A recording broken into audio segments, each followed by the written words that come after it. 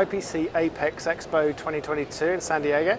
I'm joined by James from Adaptsys. Hello there. Thanks for coming along. Yep.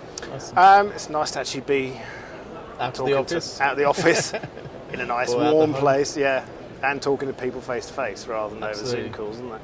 Yep. I mean, actually, how's the last 2 years been for your business? It's been quite different to how we were expecting it to be. So we actually didn't really shut down the facility or the manufacturing facility because we're linked to a lot of essential suppliers, and so we ended up staying. A fair amount of our employees were into the office. Obviously, many of them working from home as well. But we're supplying materials and products to a lot of companies that were in the supply chain for medical, from ventilators through to beds and NHS and all the other factors that came along with that. The requirements at that time. So kept pretty busy then. Very busy, yeah, and obviously it's through a different requirement than what we're kind of expecting before. So predominantly we're linked very much with the automotive industry, and as that changed, then other things luckily came along. Yeah. And I mean, the automotive industry has been driving a huge amount of innovation over the past decade or so, hasn't it? Absolutely. The last few years, it's just ramping up. Absolutely, yeah. The amount of semiconductors and the amount of board assemblies in vehicles now is huge. I saw some statistic, I can't remember the figures, it's something like 10% in 1970 was the cost of the car was 10% of electronics assembly, and in 2040 it's going to be 80% or some statistic like that. They probably, I quite believe it. Yeah. So have you bring anything new to the show this year? Yeah, we're showing the Reflex system. The Reflex is a carrier tape forming machine. So it's a bit different to what you're seeing around the show, because we're fairly much more supplying to the semiconductor industry, the back end of semiconductor or components. So our big market right now is connector manufacturers, and so they're needing to put parts into tape, but also those tapes are custom made and deep pockets, deep drawers. So obviously it's being able to make the tape in-house, then there's a lot of advantages for them to do that. Right, and your system allows them to do that? It allows them to do that, and it also de-skills the process, so they don't have to become an expert in carrier tape manufacture. They can carry on being the experts in connectors or metal forming or semiconductors, and also we then just put a machine in that allows them to simply form the carrier tape and then take out a lot of the issues they're having with the supply chain. I mean, everyone's having supply chain issues. And so one of them is that most carrier tape around the world is made in Asia, and it needs to be shipped around to the US, the Europe, wherever.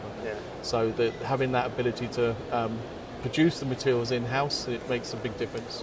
I guess you're getting a lot of interest in that then. We're getting a lot of interest in that. Yeah, we're actually making machines for customers to do it, but we're also making the consumables. So if they're not ready to take a machine, then they can buy the materials from us. Okay.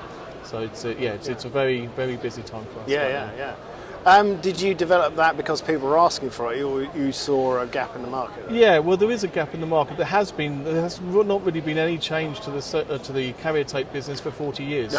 Since carrier tape came out, people use carrier tape. They put it into the components, and that's been it. So what we saw was that there's a way in which you can actually improve your productivity of your taping systems by making the tape as and when it's required for the taping system. So the old way of doing it was to make tape, put it onto a reel, and then supply the reel onto the taping system. We're cutting out that process, so you're taking out the middleman, as it were, and allowing the machine to make the tape directly onto the production system. And that means that system becomes much more productive, because there's less changeovers, there's less time to spend, but also you're stocking flat material compared to pocketed material, and that means you can have a difference of 40% storage saving. So that makes a big difference, as well as the cost. You're reducing the cost of the material. Yes, and you only make as much as you need, don't you? Exactly. So that's right. And another term that everyone's always using is that you're shipping air around the world. You're shipping pockets of air if you need tape. So this is taking out that requirement. So I think you're getting a lot of interest in the show then. It is, it's a very good show for us. It's always a bit of a mix as to whether we're in the electronics assembly area or whether we're in components. So that's the only thing, is that there's a lot of people here that are looking at electronics assembly as opposed to the component side of things. Right. Yeah. So it's been a good show. Good. Yeah. And yeah, like we said, just being able to sort of see, because it isn't just the business meetings. It's all conversations that go around these things, isn't it? Right. Especially if you've developed something like that. There's an ongoing conversation over people, isn't there? Yeah, and it's a different concept that people are used to. So it's trying to show people that there's another way of doing it, and also trying to develop a network of different distributors. So actually, it's been useful to see people like that. But also with showing a new concept, people want to see it. And you've got to prove it. Exactly, and doing that face to face is always a better way of doing it than through Zoom calls can work, but it's always better to see it in the flesh and actually see the process happen.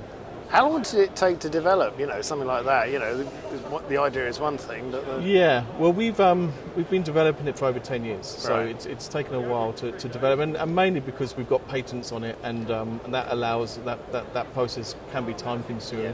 But also it's that we were using the system in-house to make tape for customers. And so then we got to a stage at probably about 4 years ago where we said, actually, let's offer the machine to companies as well. And so then we've been developing it and improving it in our own ways for 10 years now from the start to finish.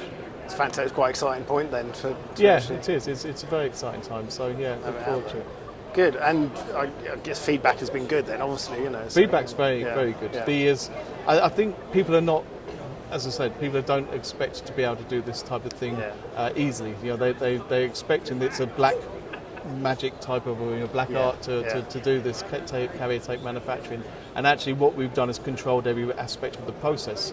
So it means that to set the system up, then all we're doing is repeating that process every time. So it makes it seem very simple when in fact the process itself can be complex, but by controlling all the processes, then you're making it simple. Yeah, and that so often I think with the way production lines and businesses are working now is hugely important. If you can de-skill it, take some of those bits out of it, then you create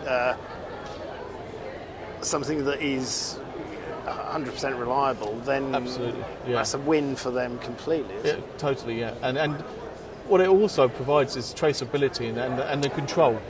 So that otherwise they're relying on suppliers, and different suppliers are supplying different products. So what this now allows people to do is trace the product all the way through the tape itself, but also the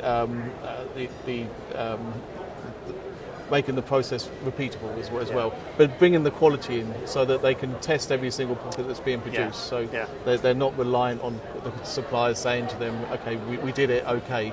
There you go. It's a complete control process. Yeah, that's fantastic. Well, best of luck for the rest of the show. Thank you. Thanks for spending time talking to us, James, and we'll see you at another one somewhere in the world. Somewhere, no doubt. Thank you. Thank you.